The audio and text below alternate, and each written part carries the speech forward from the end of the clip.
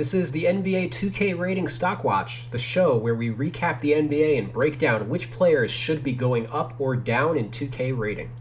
I'm your host, the Real 2K Insider. It's day 4 of the NBA season. We have 10 games to get through, so let's get to it. Starting with the Hornets, who dispatched the Cavs 123-112, Hornets moving up to 2-0 on the year.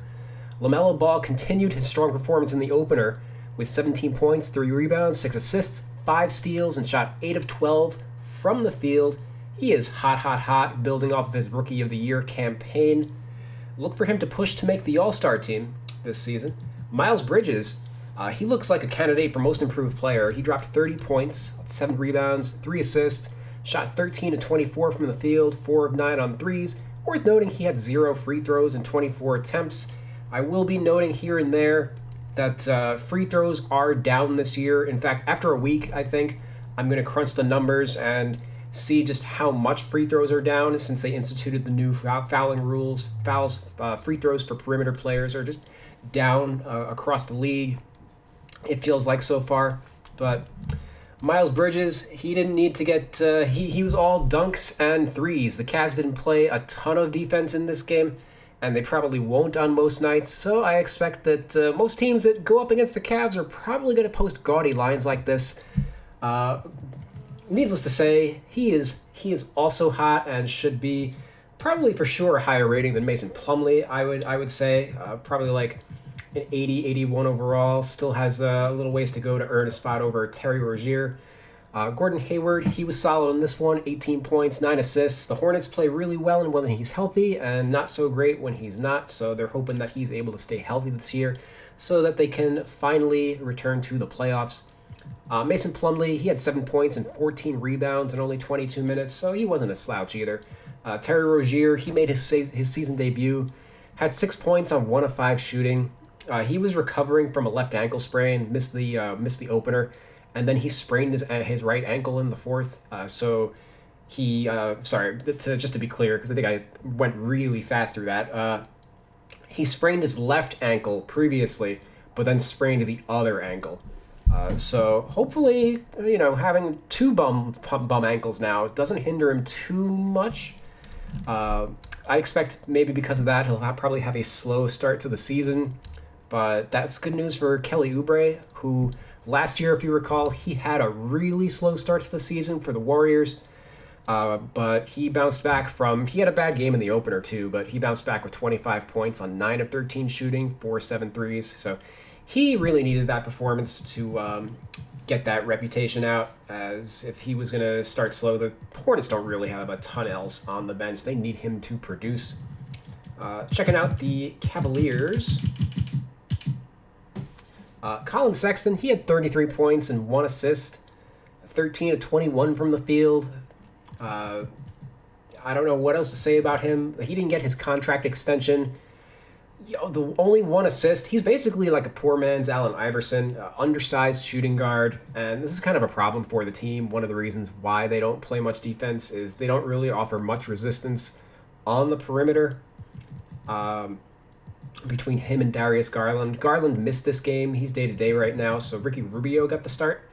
And Rubio responded with 15 points and 10 assists, 5 of 12 shooting, 3 of 6 on threes.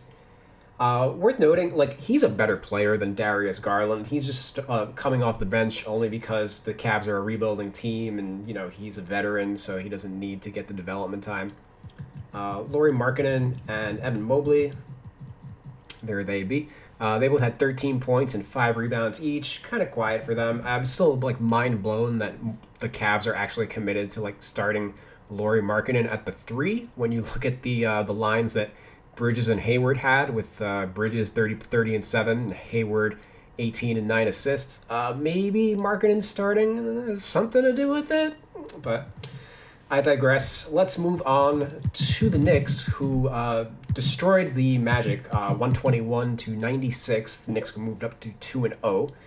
The Knicks hit a franchise record 24 threes, as the Magic's defense was pretty non-existent for most of the game. Julius Randle had 21, 10, and 7, shot 9 of 16 from the field. Just overall put up a clinic. Working against, obviously, the Magic are a young team. Also, they're very banged up right now, so pretty easy game for the Knicks. But then the Magic really didn't come out with any intensity, and obviously the Knicks, being coached by Tom Thibodeau, are not going to have any problems getting up for any game, regardless of opponent. Kemba Walker and Derrick Rose, they are in a straight platoon. They have yet to play next to each other this year. They combined for 23 points, 8 assists, only 1 turnover, 8 of 16 from the field, 7 of 11 from 3. And again, they were going up against a young rookie backcourt. But between the two of them, I'm like torn on whether or not their rating should be going up or down. Like between the two of them, they equal like a starting point guard. So that's quite a luxury for the team to have. But in terms of like their overall like value, as long as each one's going to be playing only 24 minutes, it's kind of hard to have them like both at like an 83, I would say. They'll probably end up closer to like 81, 82 in value as the year goes on, but I'm not ready to drop anybody yet. Again, these ratings that 2K's got for them is based on last year's production when they were all playing higher minutes and such. So just something to keep an eye on. Certainly they've played well, so it's not like anybody's cold or anything. Just something to note. But the Evan Fournier, Emmanuel Quickly, and Alec Burks, they each had 4 threes each in this game. And Obi Toppin, he hit 13 points, scored a career high 14 in his previous game. So, needless to say, he is hot, although I think his rating is fine, to be honest. He continues to get some minutes next to Randall, which is the most important part of his development. Taj Gibson has been away from the team due to the birth of a child. So that's what's allowed Toppin to get a little bit of minutes at center. Otherwise, it would be Gibson, and also Nerlens Noel has yet to play this year. So that's where those minutes are coming from. Once those guys come back, it remains to be seen whether Obi's going to get the same opportunity, but he's certainly taking advantage of the opportunity that he has now. Heading over to the Magic. Franz Wagner, he is hot. He had 16 points, 4 rebounds, 6 of 12 from the field, 4 of 5 from 3. He looks the part of a legit starting small forward, so probably should have a higher rating. Wendell Carter, he's been starting at the 4, just due to all the injuries that they have on this team. Jonathan Isaac's obviously been out, but so is Chuma Okeke. So they've been starting Carter next to Mo Bamba, using Robin Lopez as the 5.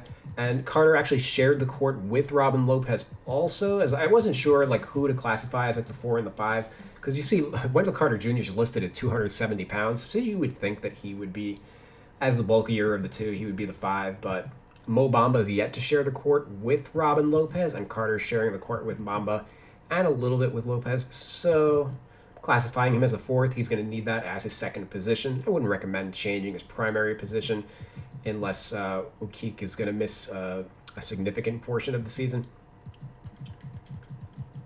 Mo Bamba, he had 15 points, 10 rebounds, and 2 blocks, 6 of 9 from the field, and 3 of 5 on threes. He played a career-high 34 minutes, so he hasn't shown much in his first 2 years in the league. He kind of hasn't been able to stay healthy or in the lineup. So good to see him. He gets some run early in the year. He didn't get his contract extension, but so far he's had 2 solid games so far. So hopefully he can put together a really quality year for the Magic. Cole Anthony and Jalen Suggs, they both struggled. Jalen Suggs got the start at the 2 guard as Gary Harris has been out with an injury also. Suggs had 14, 7, and 8. Only shot 4 of 17 from the field and was 0 for 6 on threes.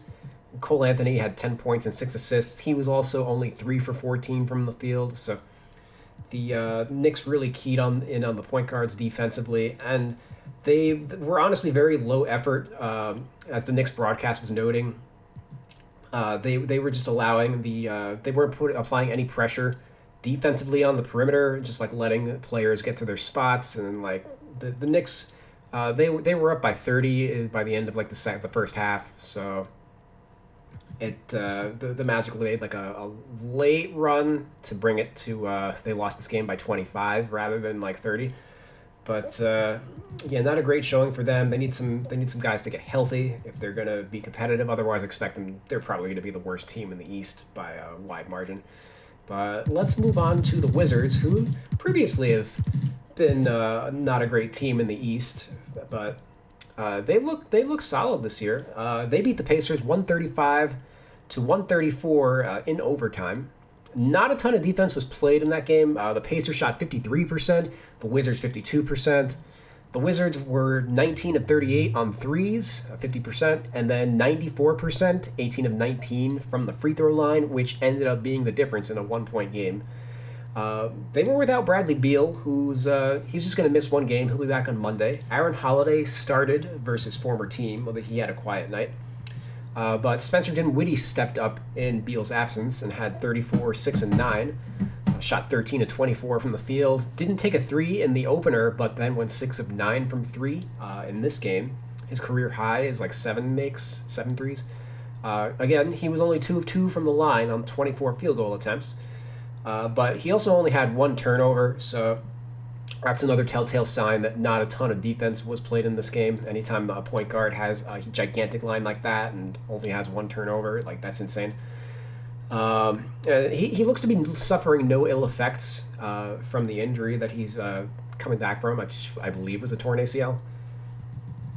Kyle Kuzma, he's been starting he was expected to start at small forward, but Rory Hashimura missed the preseason for personal reasons, and he's yet to play.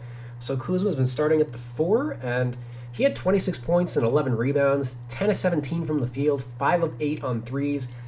He's been a lot better than what the Wiz have gotten out of Hash the last 2 years, so he could realistically hold on to the job by the time Hashimura comes back. And the Wizards, they're deeper than they've ever been they've been in years post Westbrook trade. It looks like they've really won that trade when you look at what the Lakers are doing right now, but we'll get to them later. The Wiz bench outscored the Pacers bench 53 to 18. Howell Neto had 18 points. Davis Bertans, he had 0 points in the opener, but had 17 points in this one, including a wild step back 3 to take the lead in OT. And Montrezl Harrell, he had 14 and 7, and the crowd was chanting MVP for him at one point. He gets a lot of dunks, high energy player. The crowd loves him. And these three bench players in particular, Denny Avdia is also fine, and Kentavious Caldwell-Pope, in theory, will eventually hit the bench too.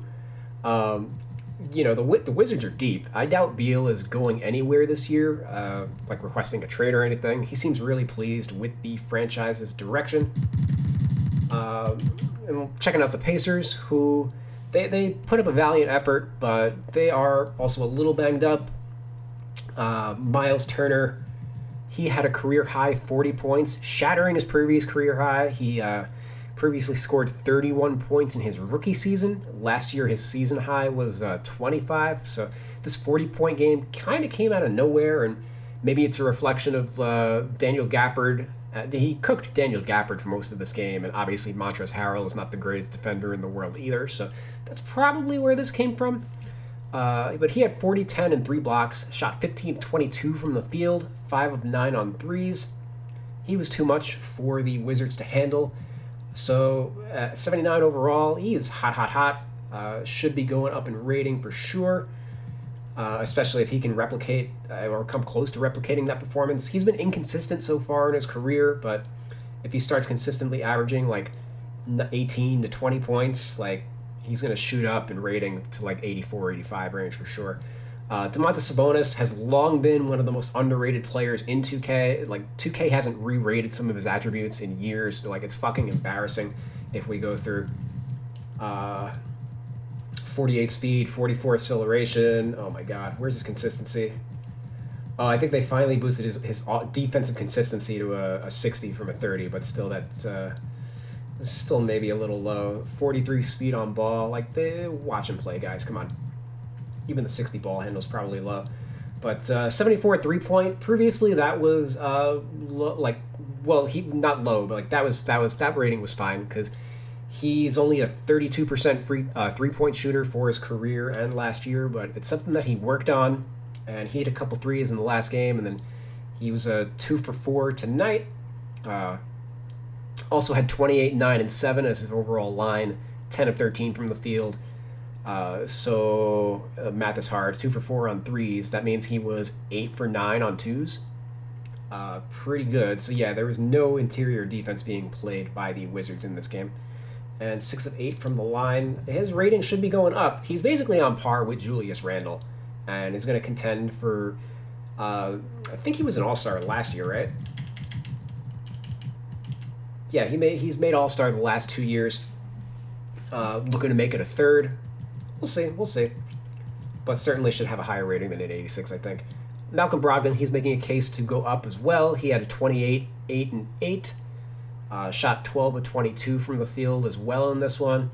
Had a really strong opener as well. He's getting a little more offensive opportunities with Caris LeVert out of the lineup.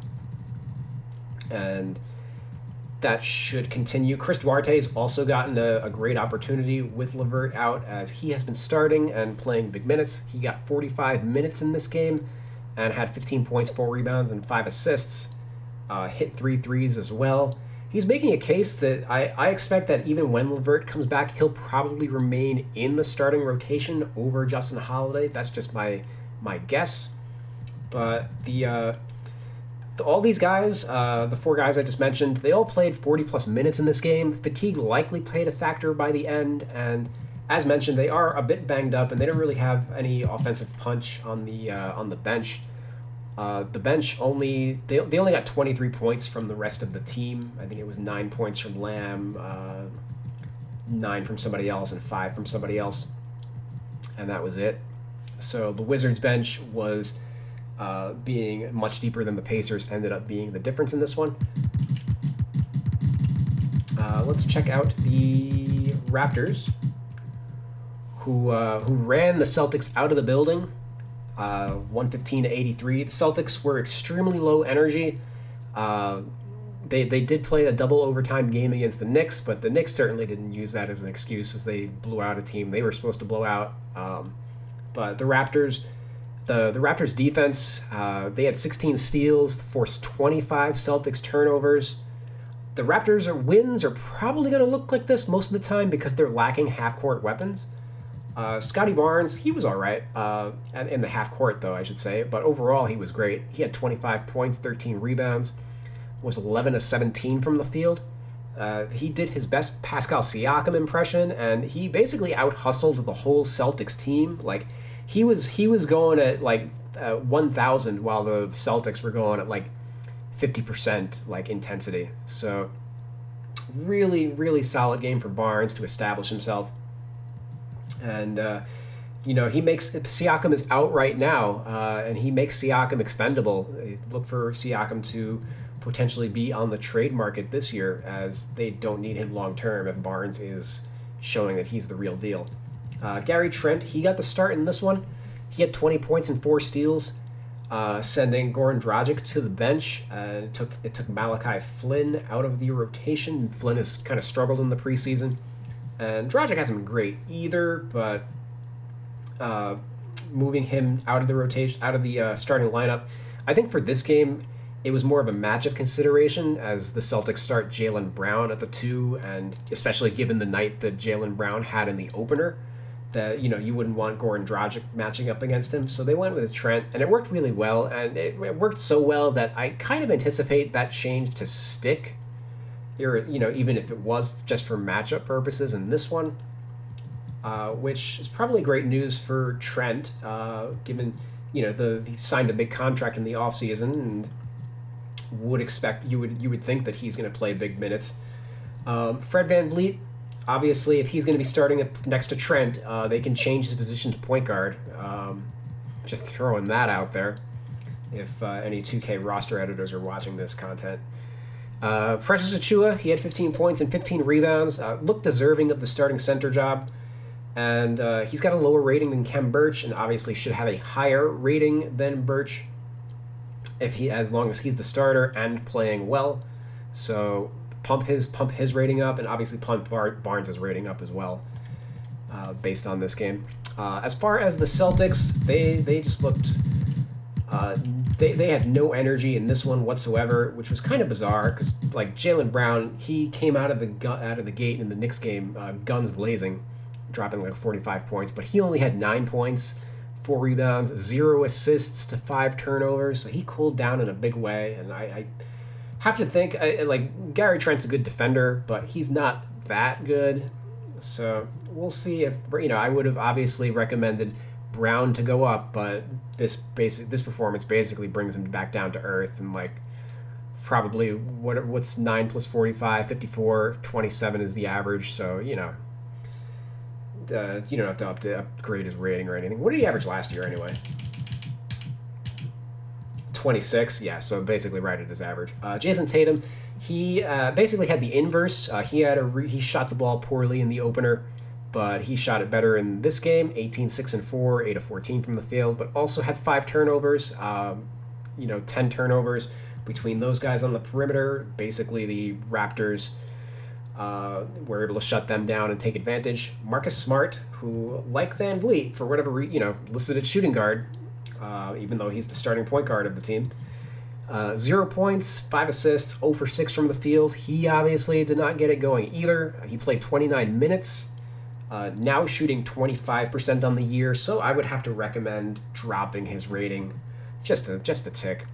Al Horford, he made his debut with 11 points, 11 rebounds, 4 blocks in his return to the team. He started at the power forward, so again, you can change his position now, guys. This is something that they've been talking about for months. Get with the program.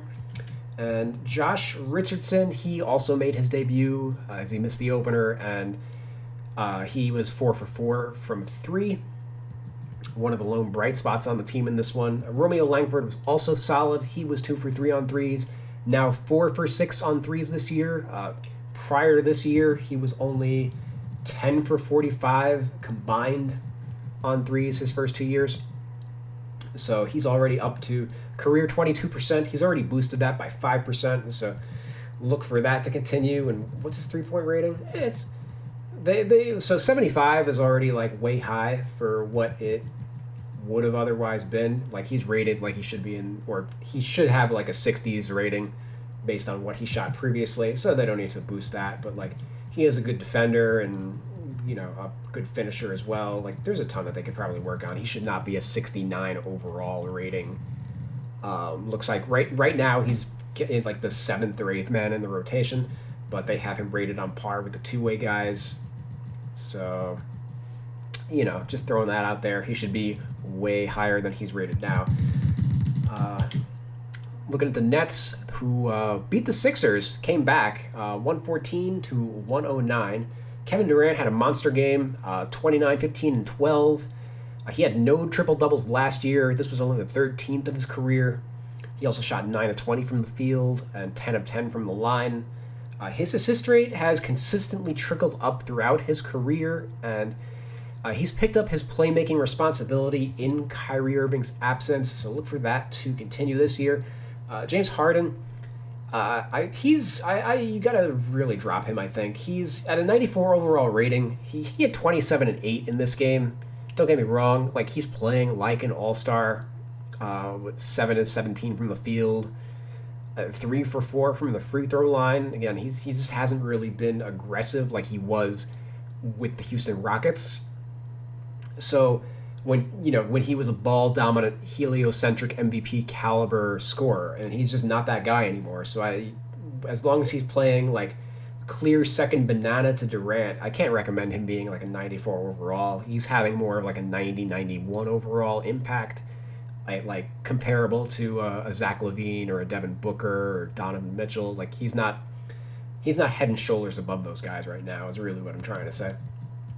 Lamarcus Aldridge, he had in his last game the lowest scoring game of his last 15 years with 1 point. But in this game he had 23 points, 5 rebounds, was 10 of 12 from the field, 3 of 3 from the line. So really good to see him. He retired prematurely last year and came out of retirement to play for the Nets again. And he played well. This was a good matchup for him against Philadelphia, as obviously they played Joel Embiid and Andre Drummond. At the 5, he's got the strength to match up with those guys. He doesn't have to chase like a small ball 5 around the perimeter or anything like that. So he played really well, was really good to see. And that justifies his rating. Obviously, with only 1 point and a bench roll, you would have to recommend dropping his rating. But based on this performance, we can hold off on that, I think. Blake Griffin, he might be dropping a little bit, though. He's been cold out of the gate. 4 points, 1 of 6 in this game, 0 for 5 on threes. He's only averaging 6 points through the 2 games, and he generally is going to play probably like 20 to 24 minutes a game for this team. So he's gonna, he's got a consistent role, but he's got to perform more consistently. They're going to be relying on him for shooting and stuff. But speaking of somebody who's a reliable shooter, Patty Mills, 11 points, 4 of 5 from the field, 3 for 3 on threes. He can't miss. He's now 10 for 10 on threes to start the year, so clearly his rating's got to go through the roof. 82-3, more like 92-3, really. And Javon Carter, you got to boost his rating too, as he's been playing over Bruce Brown in the rotation, and that really just comes down to Carter being able to shoot threes and Bruce Brown, where is he? Bruce Brown not being able to shoot threes. So they've also been trying out, like, Steve Nash mentioned that he hasn't been playing Brown because he knows what he's got in him, and he's playing around with like bigger lineups. Obviously they have Paul Millsap, they have James Johnson, and Bruce Brown's best minutes came as like a small ball 4. So they're just giving the older guys a chance to get acclimated, I think, and we'll eventually see Brown return to the lineup. But in the meantime, I would recommend, like, at the very least, don't touch his attributes, just drop his intangibles rating and then raise the intangibles rating for guys like Carter to make sure that they get into the rotation. Checking at the Sixers, Doc Rivers, they fall to 1-1, and Doc Rivers really choked this game away. There was like 2 consecutive plays at the end of the game where it was like pretty clear that Doc should have used his coach's challenge, and he did not, and it just like blew the momentum of the game in the Nets' direction.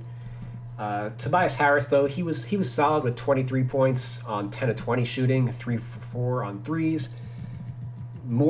Basically more of the same of what he did last season, confirming that like 2019 was, or which was the season that he struggled? Yeah, 2020.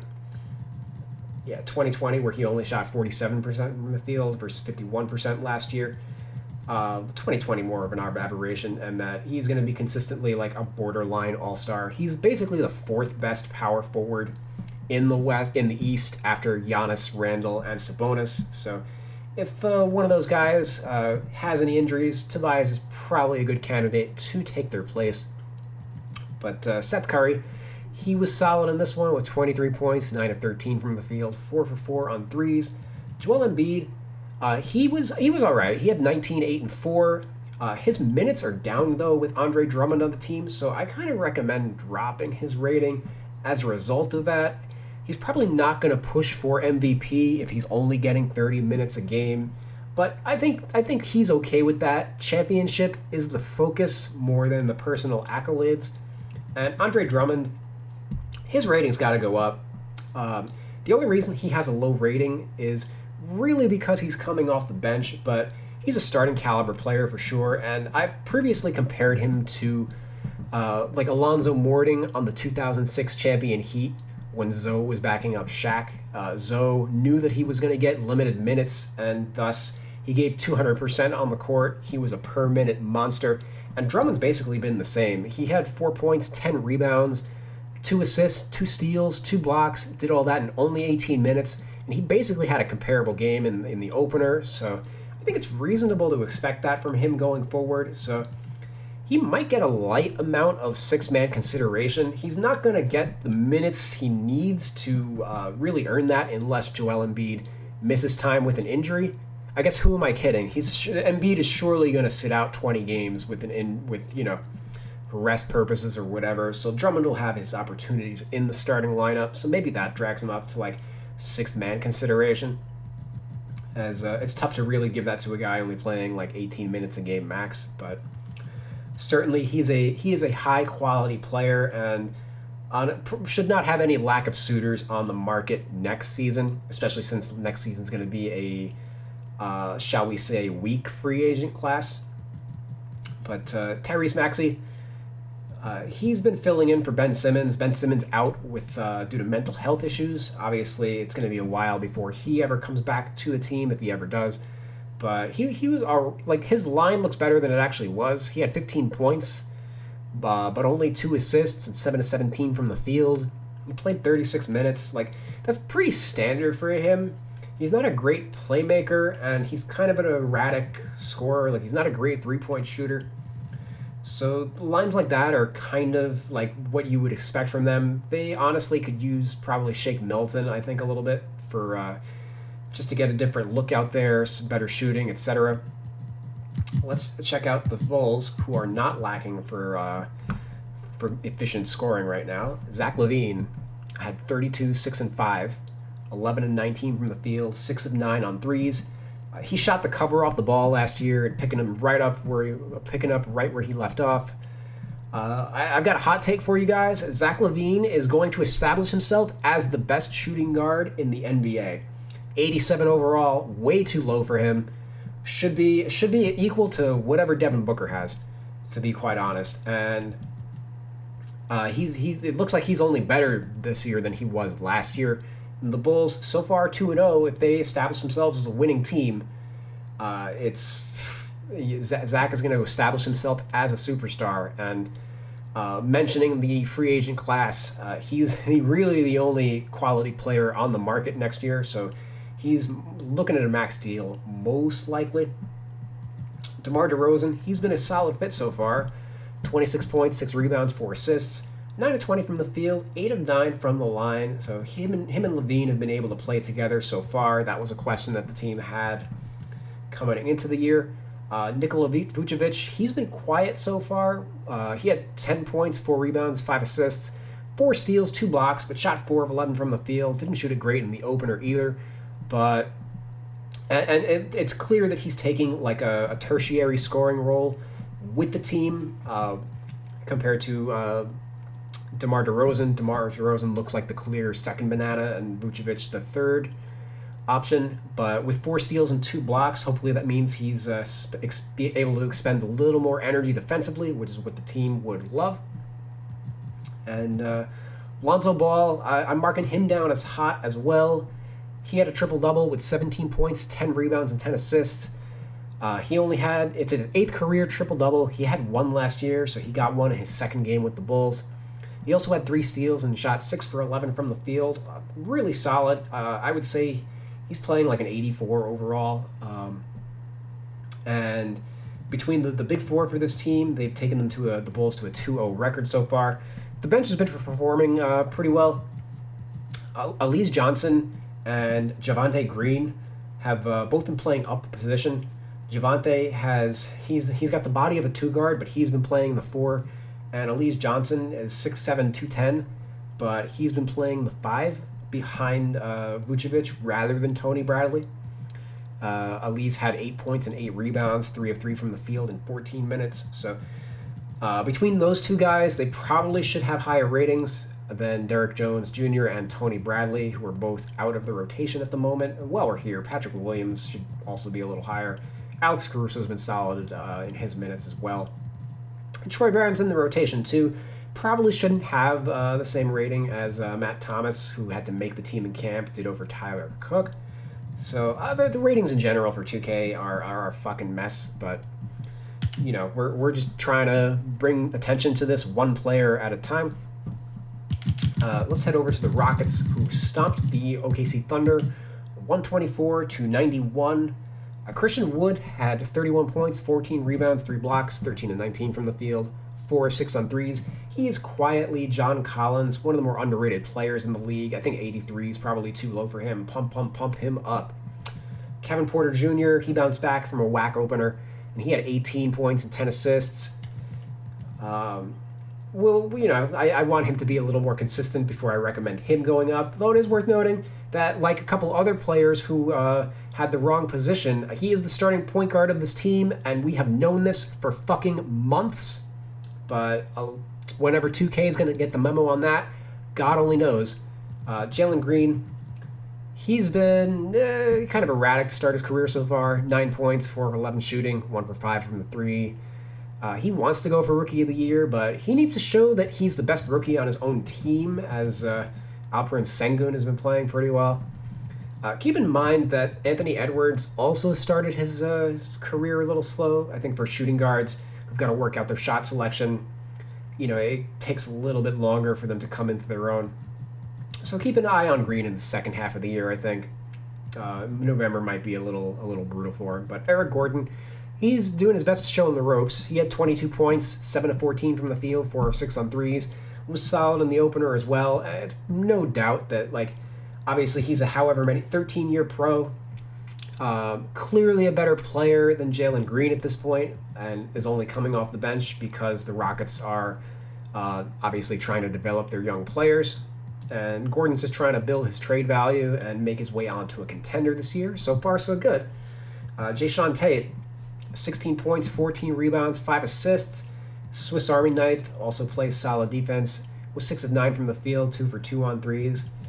A couple more games like that, and he probably should be around a 78, 79 is my guess. As far as the OKC Thunder, I mean, they are straight ass this year. They're going to be so bad. I doubt they win more than 15 games. They're going to struggle to score 100 on most nights. They only had 91 against the young Rockets team. They shot 37% from the field, 57% from the line, had 19 turnovers. Last year they had Al Horford and George Hill. They had some veterans, so they were able to steal some wins. It was also a COVID year, so teams didn't have much time to prep, etc. So I think they caught a couple teams napping. But this year, they ain't catching nobody napping. And, Shai Gilgeous-Alexander is going to have his hands full. He had 13 points and 2 assists, 6 of 15 from the field, 1 for 6 on threes, didn't take a free throw. He was the only starter in double figures in this one. He's going to have a rough night, I think most nights. And it's probably pretty reasonable. At an 86 overall, he's a borderline all-star, but I don't think he's going to come close this year. Probably, you look at the Rockets who had, Christian Wood at an 83. He's probably got to be in that range, if not, even lower. We'll see how low he gets in terms of his shooting this year, but certainly in terms of impact, I think 83 is probably where a good starting point for, based on how the year is going for them so far. Mike Muscala, 13 points. Kenyon Williams, 12 points. Poku had 10 points off the bench. These Kenrich and Muscala are the two veterans of the team. And George Hill and Al Horford, they are not. So that's another big factor. And they got a lot of young raw rookies on this team. So, and then the guys that they have, Darius Baisley is a vet too, practically entering his 3rd year on the team. He hasn't really shown any kind of development. Josh Giddey's raw. Lou Dort is modern Tony Allen, but he's a good player when you've got a winning team. But just as a defensive role player on a team this bad, he doesn't really stand out. He's basically Josh Okogie on Minnesota. So. If Lou Dort is the second best player on your team, you're probably not a good team. I'm just going to throw that out there. But speaking of teams that are good, the Nuggets beat the Spurs 102-96. They go up to 2-0 on the year. Nikola Jokic, 32 points, 16 rebounds, 7 assists, 3 steals, 14 of 19 from the field, 2 of 2 on threes. Just the MVP doing MVP things, to be quite honest. I don't anticipate that Joel Embiid is going to match those kind of lines on most nights. So I think Joker's going to be pretty uncontested there, establishing himself as the top center in the NBA, not just in terms of regular season dominance, but in terms of effectiveness overall. MPJ was pretty quiet in this one. 7 points, 1 rebound, 1 assist. They need him to be more consistent. Obviously, they beat the Spurs on this night, but for an 84 overall, for an 84 overall player to have that kind of a line on 3 of 10 shooting, 27 minutes, he's just got to do a little more. Either that or just bring everybody else up, Monte Morris, Aaron Gordon, Will Barton. Those guys were all pretty solid in the opener, so I would say let's boost all of them up 1 point each, and then drop Porter 1 to 2 points until he gets going. Checking out the Spurs. They've been pretty unexciting. They're one of the least exciting teams in the league because they're just like a solid, like, in terms of like, for the context of like these kind of videos, because like everybody's basically like a 14 to 15 point scorer on the team. Nobody really stands out. Kelton Johnson did in this one. He had 27 points on 12 of 18 shooting. He's probably going to be the best player on the team this year. Between him, Murray, and like Derek White, they're all kind of in the same range. Derek White's probably a little low. He had 16 points and 8 assists in this one. Murray was solid with 15, 9, and 6. Thad Young, he had a great year for the Bulls last year, but he didn't play in the opener, and he made his debut. It was quiet in 9 minutes, so his rating just needs to go down as long as he's not like a prominent player on this team. Certainly shouldn't have a higher rating than Pirtle or McDermott, who are playing prominent starting roles. Obviously, he's got to show, it's not like Thad Young isn't, you don't need to change any of his skill attributes. Drop his intangibles rating to get him out of the rotation. That's it. And raise the other guys to make sure that they're playing a lot more minutes in the rotation, etc. This isn't rocket science. This is your system that you invented. Like, apply your system the way that you intended it. Speaking of applying their system the way they intended it, the Suns, oh boy, they beat the Suns. I mean, they beat the Lakers into submission, 115 to 105. The score really didn't do the game justice, as the Suns took their foot off the gas after dominating the second and third quarters. The Lakers won the fourth by 17 points to lose by 10. That's like, and the story of the NBA last night generally was just how the Suns, they came in and took care of business, but also the Lakers were just flat out embarrassed in their home opener. And it was highlighted by AD and Dwight getting into it on the bench, and presumably not over who deserved the NBA 75 list. But as far as the Suns, Chris Paul, the point guard had point guard things to do. 23, 5, and 14, 6 of 12 from the field, 10 for 10 from the line. So he had no issues getting to the line, unlike some of his other point guard contemporaries. Devin Booker, he was solid after kind of a weak game in the opener. He had 22, 5, and 4. I say kind of a weak game, but he shot like 3 for 15. So this was a solid bounce back for him. 9 for 19 in this one. He gets up for Laker games, I think, just because of the Kobe connection. And obviously, these teams feel like they have a rivalry. The Suns were thrilled to knock off the Lakers last year. Michael Bridges, and so these guys, they're playing great. They're earning their ratings right now. Michael Bridges, he's also playing great. And honestly, I don't understand why he's only an 82 overall. Should have been probably higher coming into this. But 21, 5, and 3. He had 3 steals. Was 8 for 11 from the field. He's just always super efficient. And a pretty solid defender as well. So pump his rating up. And obviously he's, of the Phoenix Suns, he's the one who got the big extension. DeAndre Ayton did not, but he had a max player impact on this game, even though his line may not reflect it. He had 8 points, 15 rebounds, 2 steals, 2 blocks. He flat out dominated the Lakers defensively, held Anthony Davis to, at one point, he was like 1 for 10 in the paint. So earning that 86 overall, and he could score more if he wanted to. The team doesn't need him to because they have all these other offensive weapons. So he was able to key in on the defense. And if the top 5 guys on this team, Jay Crowder should probably be a little higher than a 77 as well. As long as the top 5 guys on this team are healthy and playing well, the Suns are going to be contenders, I feel. And the Lakers, they wish they were contenders. They've got, a million Hall of Famers on the team, but they are not a cohesive unit at all. It's starting to look like that 2013 team with Dwight Nash, Pau Gasol, Kobe, and Metta World Peace, where they just really didn't have any offensive chemistry. LeBron and AD and Russell Westbrook, all their lines were fine. LeBron had 25, 2 and 5, 8 of 18 from the field, 5 of 9 on threes. The threes are a good sign for him. He's going to need to hit them playing next to Westbrook. Anthony Davis, 22, 14 and 3, 6 of 18 from the field, 10 for 11 from the line to kind of salvage his shooting night. As mentioned before, he really couldn't get it going in the paint against DeAndre Ayton. And Ayton was instrumental against AD in the playoffs last season. Davis was only over 1 on threes, and like they need him to be a floor stretcher, especially if they're going to be playing. Like they start DeAndre Jordan, and they played Dwight Howard in the second half or in the second quarter. That did not go well. Like Davis just needs to be playing the 5 consistently. I don't know why they just have been really unwilling to do so. I think part of it is LeBron. LeBron really enjoys playing with like these guys like JaVale McGee, etc. Like these lob threats just seem to always get like easy points just by playing next to LeBron. So that's the theory behind at least starting a guy like DeAndre Ayton next to LeBron. But I mean, make Davis that guy. You can't play DeAndre Jordan next to Russell Westbrook. The Rockets learned that the hard way with Clint Capella. Obviously, DeAndre Jordan and Dwight Howard are nowhere near the ability level of a prime Clint Capella. So Russell Westbrook, he struggled again.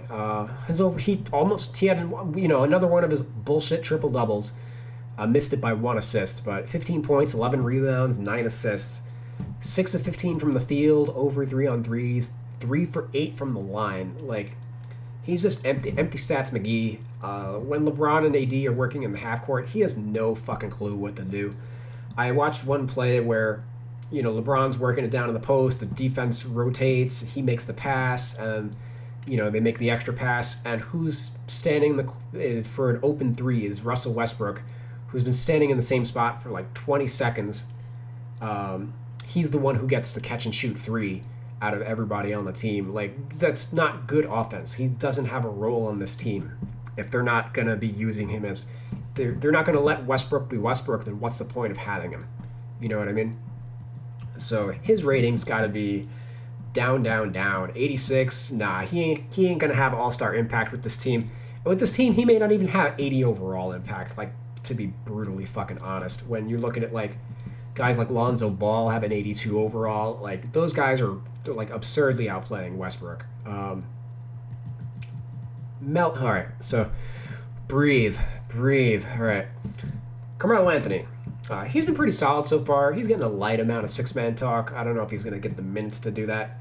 But he 16 points off the bench, 5 rebounds, 5 of 11 from the field, 4 of 6 on threes.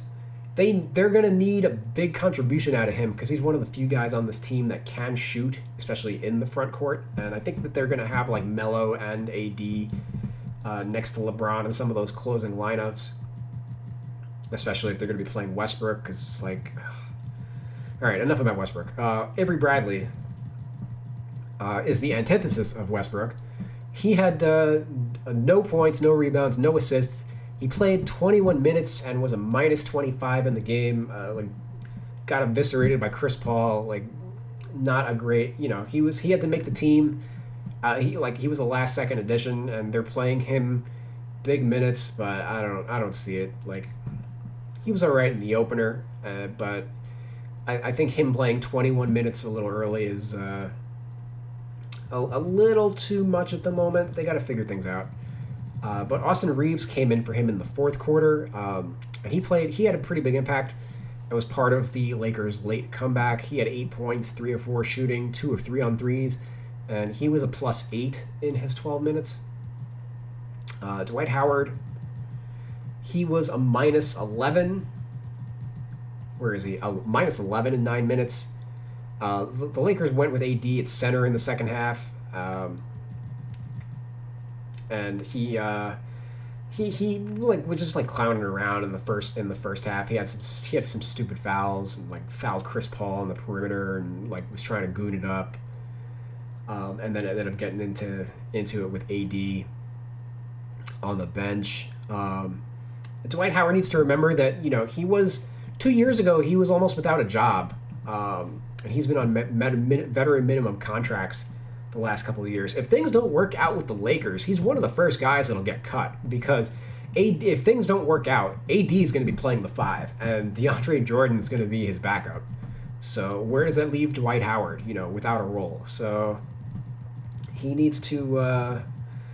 He's stop being Dwight. Like, settle down and be the... I think he let some of the, like, his Rodman antics that he kind of became like known for in his like return to the Lakers. Like he's starting to go a little overboard with it, and isn't always mentally engaged with this was a big game for the Lakers, not just because they're playing against the Suns, but also like they need to get it together because the microscope is on this team, and teams are not going to feel sorry for them. They're going to be looking to, the Lakers have 6 Hall of Famers, so teams are going to mark this game on their calendar and look to embarrass them, just like they did this, just like the Suns did in this one. And there's enough that's been said about the Lakers. So let's move on to our final game, which was the Jazz beating the Kings 110-101. The Jazz moved up to 2-0, and similar to the Spurs, they're going to be really boring to talk about on these shows just because they're so consistent that you really can't like get too excited or too low on anybody. Donovan Mitchell had 27, 5, and 4, pretty standard for him. He had 6 threes. Mike Conley, 17, 3 assists, 3 steals. Rudy Gobert, he had a really good game, 17 points, 20 rebounds, only 4 of 7 from the field, 9 of 10 from the free throw line, pretty good for him. What is he career-wise? 62% last year, so if he bumps that up to 70-ish%, that's a pretty big boon for the Jazz. Jordan Clarkson had 15 points on 6 of 19 shooting, pretty standard, 2 of 11 on threes. Joe Ingles, he was ejected with after 6 minutes. He picked up a flagrant 2. Didn't look like terribly egregious, but he basically undercut somebody going up for a dunk. And it was ruled a dangerous play or whatever. And they beat the Kings, as they should. The Jazz are just consistent. They're going to rack up wins. They were the number 1 seed in the West last year, and probably a good bet to keep that going so long as they are a model of consistency. The Kings, they are typically not a model of consistency, but I'm pretty impressed with them so far. They lost this game, but it was pretty close. Terence Davis started as Mo Harkless, wherever he is, all the way down here. He was the starter last game, but he had a sore knee, so he was out. His rating should obviously be higher than a 72 if he's starting. So Marvin Bagley, he didn't play in the first game, but because of Harkless' injury, he came back to the rotation. He played like 8 minutes or 10 minutes, and he had 2 points. So worth noting, Bagley, if he's not in the rotation, there's no fucking way that he should be a 78 overall, tied with Harris and Barnes. He's not in the rotation. He's playing behind Tristan Thompson, Davion Mitchell, Terence Davis, Mo Harkless, just to name a few. And Harrison Barnes has been balling out of his mind, playing the best basketball of his career. He had 25 points and 14 rebounds. Has really been playing well as a small ball 4, which is why the Kings moved Bagley to the bench in the first place. Buddy Hield, he's looks pretty solid as well in his new role. He's been the 6th man this year, 24 points, 6 of 15 on threes. And I'm just going to go out there and say that his spacing and shooting would look really good for the Lakers right now. If you're not aware of what I'm referring to, the Lakers traded Kyle Kuzma and company for Russell Westbrook rather than Buddy Hield. It was assumed that Kuzma was going to the Kings until the Westbrook trade kind of came out of nowhere. So the Kings were pretty upset about that, apparently. But they're paying dividends now because Buddy Hield has been playing very well. He has embraced a 6-man role after bristling at it last year. Tyrus Halliburton, he earned his spot in the starting lineup over Hield last year. And he had a quiet game in the opener, but he bounced back with 15 points, 3 rebounds, 6 assists, 4 steals. De'Aaron Fox, he had an erratic shooting game with 5 of 19 from the field, over 5 on threes, but he had 12, 3, and 6, and 5 steals as well. And Davion Mitchell, also erratic with 1 of 8 from the field, but he had 3 points, 4 assists, and also chipped in 3 steals. The Kings were the worst defensive team in the NBA last year, so ignore like the poor shooting for the guards for a second. Like the fact that they're racking up all these steals means that they're at least giving a shit on defense, which you could not say that about the team last year. So They were the worst defensive team last year. It wouldn't surprise me if they've moved up to like 20th at a minimum, just from like the Davion Mitchell and company. Like these guys are playing tenacious defense on the passing lanes and the perimeter. So worth noting, Luke Walton is coaching for his career right now, but it's the Kings have played well enough that really hasn't been a topic yet. So no for him, no news is good news, and if anything, him not playing Bagley and that being like a good move for the team. If anything, that like actually earns him a little bit of cred in coaching circles with the team and media and the fans, certainly. So looking for him to maybe stick around. He was, probably, I think, most people's pick to be the first coach fired this year. We'll see if he's able to outlast a couple other people. But anyway, that was the 10 games that happened. It was pretty crazy. Looking forward to tomorrow's games, which let's see what they are actually. All right. Well, we've got the Hawks and the Cavs, the Heat and the Pacers, the Mavericks and the Raptors. Raptors are going to be on a back-to-back. It'll be interesting to see how they react. Pacers on a back-to-back also coming off that overtime game, so we'll see. Cavs on a back-to-back to the Hawks. They're probably getting crushed. Bulls on a back-to-back to the Pistons. The Pistons are short-handed. They're going to be without Kade Cunningham, who's going to miss, I believe, this game and the next game with like an ankle sprain or something. The Pelicans versus the Timberwolves. The Bucks versus the Spurs. Suns versus the Blazers. Suns coming off a back-to-back. And the Grizzlies versus the Clippers. All right, so we have a pretty full schedule tomorrow too. So pretty excited for that. And thank you guys for watching this video. If you have any comments about the format that we're doing this in, if you want me to focus more on like specific attributes, or if there's somebody that you think should be going up or down in rating that I haven't addressed or whatever, let me know in the comments. I love feedback, constructive or otherwise, and it just gives me a good idea of how to mold the show to your liking. I'm going to try to be daily as much as possible. As we get later on into the year, it may not be as necessary to do this show daily.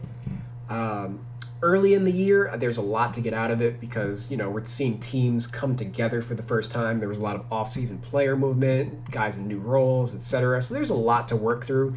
Once we get to game 40, not so much. Teams will have really established, what they're doing. It's going to be more like, well, so-and-so is out of the lineup. The injuries will have started to rack up for some teams. So, that's where a lot of the rating fluctuation is most likely going to come for, at least based on how like last year went. This year, hopefully it'll be a little different than last year. Last year was nuts just due to the whole COVID thing and everything. But anywho, thank you guys for watching. You can follow me on Twitter at Real2KInsider. Please feel free to subscribe, like this video, etc. It helps grow the channel, grow the algorithm. It's going to help you see more roster content. There's a lot of... I feel that 2K roster content in general is kind of something that hasn't really been tapped into, so that's why I've been really trying to put out a lot more content this year and fill a niche. I know that niche isn't for everybody, but for the people that are passionate about it, they're very passionate, so trying to create something for them. Anyway, thank you guys again, and I'll see y'all tomorrow night. Peace.